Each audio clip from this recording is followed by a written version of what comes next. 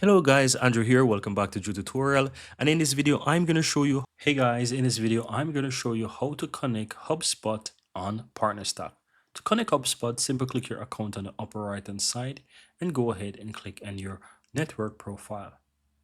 At the top here, go ahead and click on integration, and here you'll find HubSpot. Simply click on connect to HubSpot, and from here, scroll down and ensure that you click on the current team. So once you go ahead and click on connect team, you'll be taken over to where you can go ahead and sign into your HubSpot account. So if you have an account, click on sign in.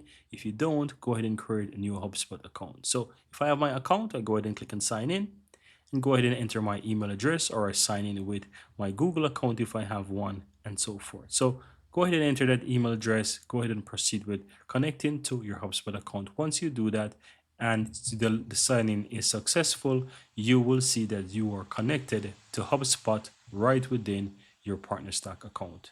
And that's it. Very easy and very simple.